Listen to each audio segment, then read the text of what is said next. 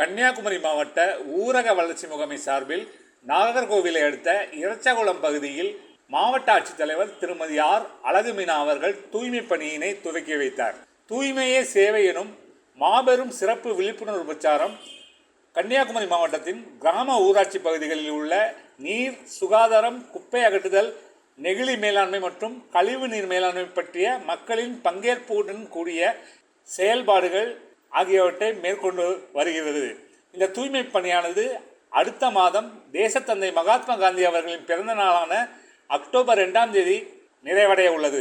அதனைத் தொடர்ந்து மாவட்டத்தில் உள்ள அலுவலகங்கள், கல்வி நிறுவனங்கள், பொது இடங்கள் ஆகியவற்றில் சுகாதார விழிப்புணர்வு உறுதிமொழி ஏற்றல், மனித சங்கிலி பேரணி நடத்துதல், சுகாதார பேரணிகள் நடத்துதல், பூங்காக்கள், சுற்றுலா தலங்கள், சாலைகள், மேம்பாலங்களில் அழகான சுவர் விளம்பரங்களால் விழிப்புணர்வு ஏற்படுத்த நடவடிக்கை மேற்கொள்ளப்பட்டுள்ளதாகவும், விழிப்புணர்வு பேரணிகள், கலாச்சார திருவிழா மற்றும் தெருவோர உணவு திருவிழாக்கள் நடத்தி தூய்மைய சேவை விழிப்புணர்வு ஏற்படுத்தப்பட உள்ளதாகவும், பெருமளவு குப்பை கொட்டும் இடங்களை பெருமளவு தூய்மை பணி செய்து அவற்றை குப்பை கொட்டாத இடங்களாக மாற்றுதல் வேண்டும் எனவும், இம்மாதம் 30 மற்றும் அக்டோபர் 1 ஆகிய நாட்களில் பள்ளிகள் மற்றும் கல்லூரிகளில் தூய்மையே சேவை என்பது குறித்த கவிதை, கட்டுரை மற்றும் ஓவிய போட்டிகள் நடைபெற இருப்பதாகவும், அனைத்து பள்ளி கல்லூரி மாணவ மாணவியர்கள் இதில் பங்கேற்க வேண்டும் எனவும், இறுதி நாளான அக்டோபர் 2ஆம் தேதி அன்று தூய்மை பாரத தினமாக கொண்டாடப்பட்டு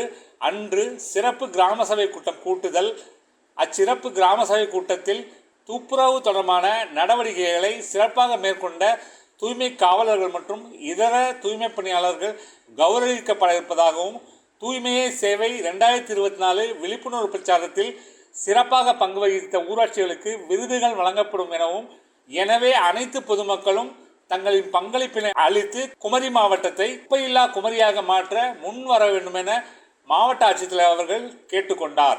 கன்னியாகுமரி மாவட்ட ஆட்சியர் அலுவலக முகப்பில் பொது சுகாதாரத்துறை, மாவட்ட புகையிலை கட்டுப்பாட்டு மையம் இணைந்து நடத்திய புகையிலை இல்லா இளைஞர் பிரச்சாரம் விழிப்புணர்வு பேரணியினை மாவட்ட ஆட்சித்தலைவர் அவர்கள் துவக்கி வைத்தார்.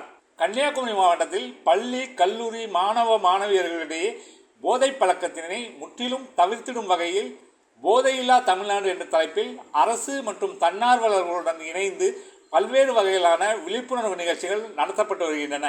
மேலும் பள்ளிகள், கல்லூரிகளுக்கு அருகாமையில் புகையிலை பொருட்கள், போதைப் பொருட்கள் விற்கவோ உபயோகப்படுத்தவோ கூடாது என தடையும் விதிக்கப்பட்டுள்ளது. மெல்லும் வகை புகையிலையில் 3000 வகையான நச்சுப் பொருட்கள் உள்ளன. புகைக்கும் புகையிலையில் 4000 வகையான நச்சுப் பொருட்கள் உள்ளன. இவற்றுள் 200க்கும் மேற்பட்டவை புற்றுநோயை உருவாக்கும் நச்சுப் பொருட்கள் உள்ளன. புகையிலை பயன்படுத்துவதால் வாய், குரல்வளை, தொண்டை மற்றும் நுரையீரல் புற்றுநோய்கள் ஏற்படுகின்றன. புகைப்பிடிப்பால் அருகில் உள்ளவர்களுக்கும் குழந்தைகளுக்கும் நுரையீரல் மற்றும் கண், மூக்கு, தொண்டையில் எரிச்சல் ஆகியன ஏற்படுகின்றன.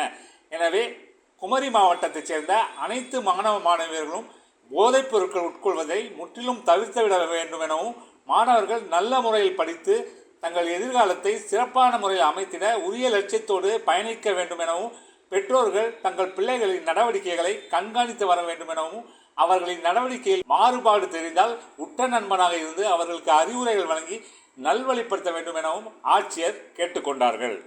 கன்னியாகுமரி மாவட்ட ஆட்சியர் அலுவலக சிறு கூட்டரங்கில் மாவட்ட ஆட்சித்தலைவர் திருமதி ஆர் அழகுமீனா அவர்கள் தலைமையில் தமிழக பால்வளத்துறை அமைச்சர் திரு த. மனோ தங்கராஜ் வர்ம பல்நோக்கு உறைவிட மருத்துவமனை அமைப்பது குறித்து மருத்துவ வல்லுநர்கள் மற்றும் துறை சார்ந்த அலுவலர்களுடன் கலந்து ஆய்வு மேற்கொண்டார்.